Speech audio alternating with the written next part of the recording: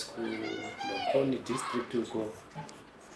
Ndakaita dambudziko last year. Ndakamanika post ikauya zvekare vakandiri interviewa.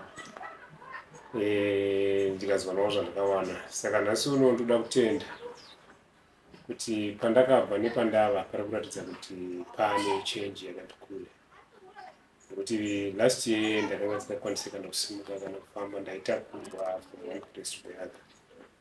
Saka regai nditange kutenda, ndofunga chakaita kuti vemanika post vazosvika pano, it was something vakanga vari kumashure, vakanga vakazovati dai vauya vakwanise kuita cover the story kuti ndinowana rubatsiro ndikati kuofisi yaHonorable Resident Minister vaMudhadza, ngati ndokwakanga kuenda nyaya yacho ndiri kutraya kutsvaga rubatsiro. Saka takazonzwa kuti ndokwabva information yekuti vemanika post dai vapindira vauyawo vachikavha story yacho kuti pamwe vaone rubatsiro. Saka ndingati kubva kwandakaita ipapo nyaya yazobuda mupepo, ndoda kutenda kuti ndo pandakatanga kuona maresponses anga ari positive. Ndingati ndo pakabva paita maresponses anga ari positive kurodza kuti rubatsiro runenge rwanga rwakuuya. Saka zvakanga zvaitika ndezvokuti ndakatadza kufamba, ndakanga ndisisaite anything. Kudzokera kubasa, I'm feeling happy because you look at ndakanga ndaita zvese ground work yese ndakanga ndaita kusvikira even pensions office kuda kuona kuti kune mari. Saka pane paunoona kuti zvimwe zvacho hazvizobudi. Saka I'm happy kuti I'm going back.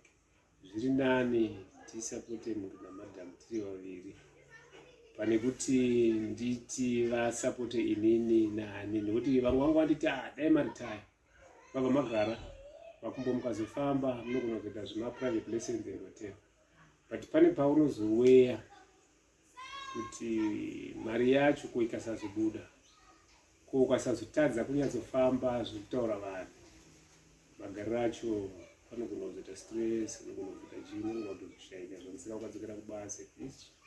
Zvinhu zvandiri kutofarira kuti zvinhu zvakanaka zvakatoitika ipapo, zvekuti ndo zvimwe zvekare nhasi uno zviri mukati memwoyo zvinoita kuti nditi patakabva neramakabata kubva kwekutanga ndo randisvitsa pandiri nhasi kuti ndinge ndiri pandiri. Dai pamba pasina zvakaitika ipapo, pamwe nanhasi ndingadai ndiri chii, ndakagara panosina chandibatsira, ndisingakwanisi zvakare kudzoka kupi kuya kwandofanira kudzoka kuchizondibatsira kuti ndisustain myself nefamily yacho zvese. Ndingati ndonyaya ndingadzenza kubasa. Ndinofara mukati mangu though paine machallenges semunhu asati akufamba, nokuti kuchikoro kwacho kunenge kuda kuita I don't know zvangu, ngatange kuenda kumberi. But doctor akataura ndofunga about 3 times achiti dai kwabatwa kuchikoro vagadzira panoita kuti mawheelchair afambe, panoita matoilets ekuti anogona kushandisika nestate yemhuri. Because mukaenda makadaiswa hakuna chinobuda. Saka pekutanga takambovafonera zvavo chikoro vacho vakangoitotsi vakanzwawo ndingati akauya ndokunge akataura about 4 times Dr. Kupariya yachiti akasvika kutaura physio, kutaura manesi kuti conduct vanhu kwaRusape hospital vakwanise kuenda kudope, vanoona state yechikoro, panogara munhu, panogadziriswa chii, woita marecommendations opiwa munhu aende, so that zvinhu zvitogadzirwa before something like this.